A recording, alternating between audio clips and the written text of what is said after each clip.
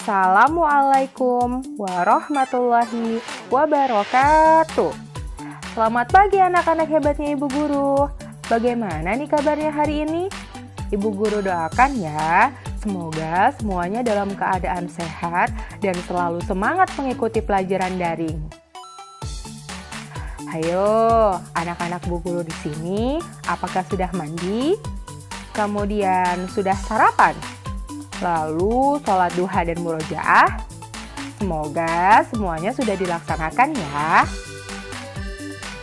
Nah, sebelum kita memulai belajar hari ini, yuk sama-sama kita berdoa terlebih dahulu. Angkat kedua tanganmu, berdoa, mulai. Bismillahirrahmanirrahim. Raditu billahi rabba wa bil islami dina wa bi muhammadin nabiyyan wa rasula rabbi zidni ilma warzuqni fahma. Amin. Bagaimana? Apakah anak-anak Ibu Guru sudah siap untuk belajar hari ini? Jangan lupa ya, siapkan buku dan alat tulisnya. Hari ini kita akan memulai kembali pembelajaran tematik. Muatan pelajaran yang akan kita pelajari adalah pelajaran bahasa Indonesia yang terdapat dalam buku tematik 4A subtema 2. Materi yang akan kita pelajari adalah tentang gagasan pokok dan gagasan pendukung yang sesuai dengan KD 3.1, yaitu mencermati gagasan pokok dan gagasan pendukung yang diperoleh dari teks lisan, tulis, dan visual. Jadi, setelah Ananda semua menyimak video pembelajaran hari ini, Ibu harapkan yang pertama, Ananda mampu menentukan jumlah paragraf pada teks. Kemudian yang kedua, Ananda mampu menentukan gagasan pokok dan gagasan pendukung.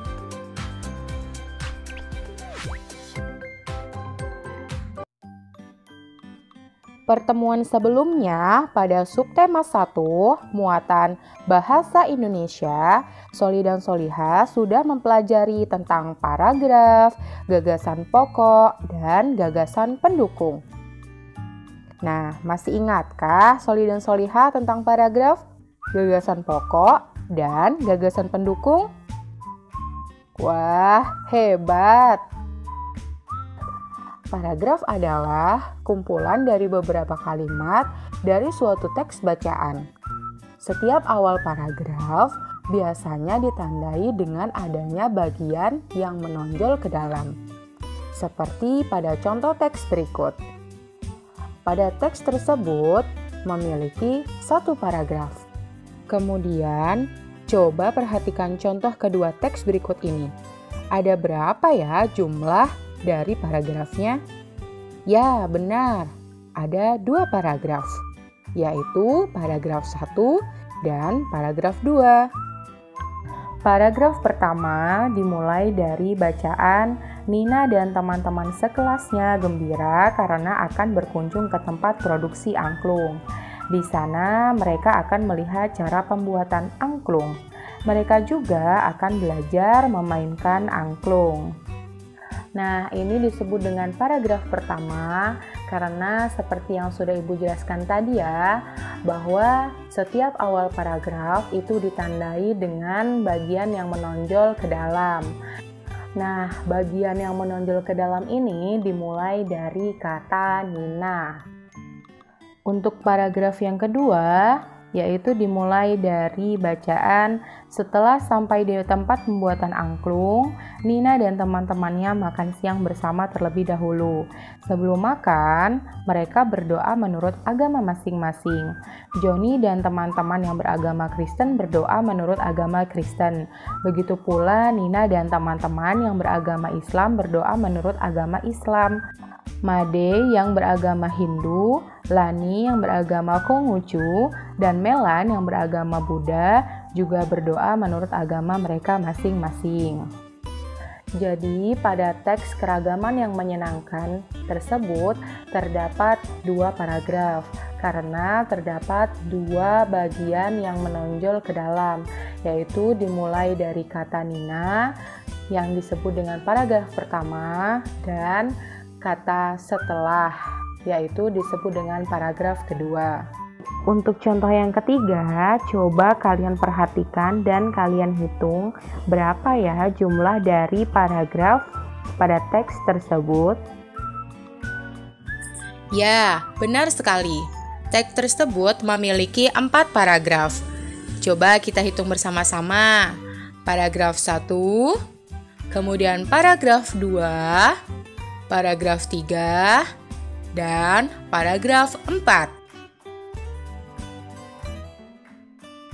Baik, sampai di sini kalian sudah paham ya dengan paragraf? Oke, kita lanjut ke gagasan pokok. Gagasan pokok adalah ide utama atau inti utama yang dibahas dalam suatu paragraf. Gagasan pokok disebut juga dengan ide pokok, gagasan utama, ide utama, dan pokok pikiran. Gagasan pokok dapat ditentukan dengan melihat kalimat utama dalam sebuah paragraf. Kalimat utama adalah suatu kalimat yang menjadi inti dasar paragraf. Kalimat utama bisa terletak di awal, di akhir, atau campuran, yaitu awal dan akhir paragraf. Tapi biasanya kalimat utama paling sering terletak di awal paragraf. Jika kalimat utamanya di akhir, maka ciri-cirinya adalah ada kata jadi, oleh sebab itu, dan dengan demikian. Oke, kita langsung melihat contohnya. Di sini ibu akan memberikan teks yang memiliki 2 paragraf, yaitu paragraf pertama dan paragraf kedua, yang mana masing-masing paragraf memiliki kalimat utama dan gagasan utama. Untuk yang pertama, coba perhatikan paragraf pertama. Ada yang tahu kalimat utamanya terletak di mana? Benar, kalimat utamanya ada di awal paragraf. Yang kalimat utamanya berbunyi, Nina dan teman-teman sekelasnya gembira karena akan berkunjung ke tempat produksi angklung. Dan gagasan pokoknya terdapat pada kalimat utamanya, yaitu berkunjung ke tempat produksi angklung. Nah, kemudian kita coba lihat paragraf kedua. Kira-kira yang mana ya kalimat utamanya dan gagasan pokoknya? Benar. Kalimat utamanya ada di awal paragraf, yaitu setelah sampai di tempat pembuatan angklung, Nina dan teman-temannya makan siang bersama terlebih dahulu. Dan gagasan pokoknya terdapat pada kalimat utamanya, yaitu Nina dan teman-teman makan siang bersama.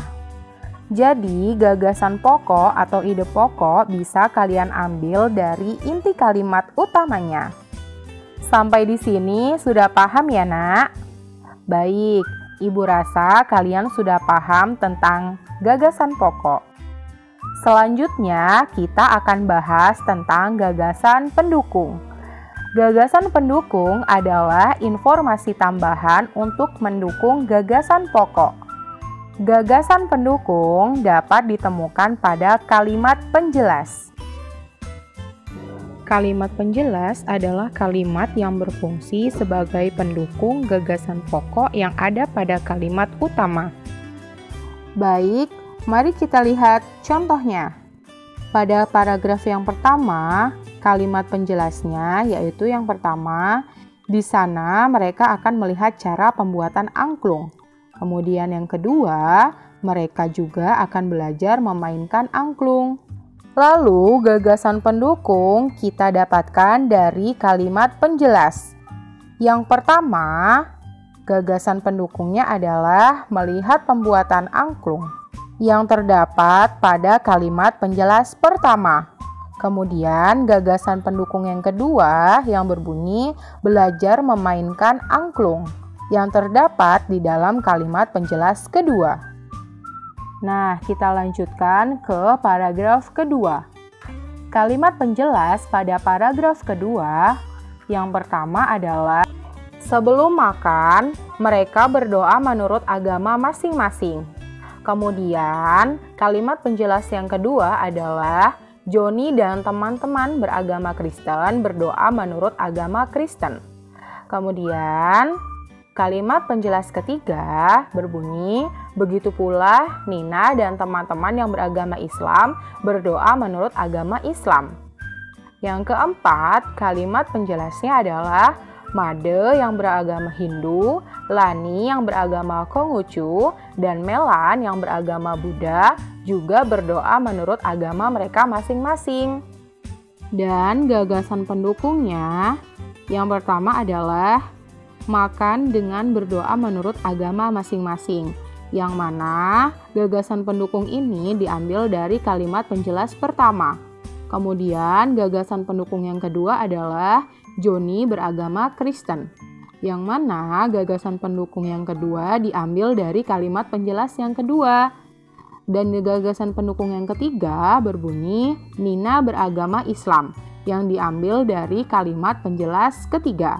Dan yang terakhir, gagasan pendukungnya adalah Made beragama Hindu, Lani beragama Konghucu, dan Melan beragama Buddha, yang mana diambil pula dari kalimat penjelas yang keempat. Jadi, gagasan pendukung dapat ditentukan dari kalimat penjelasnya. Bagaimana Soli-Solihah? Sudah paham dengan penjelasan Ibu tadi? Semoga kalian sudah paham ya penjelasan tentang gagasan pokok dan gagasan pendukung.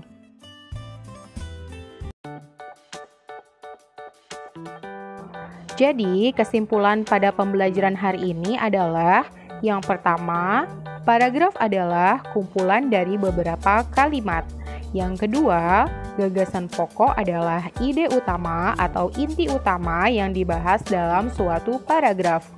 Yang ketiga, cara mencari gagasan pokok yaitu dengan melihat kalimat utamanya. Yang keempat, gagasan pendukung adalah informasi tambahan untuk mendukung gagasan pokok. Dan yang terakhir, cara mencari gagasan pendukung yaitu dengan melihat kalimat penjelasnya.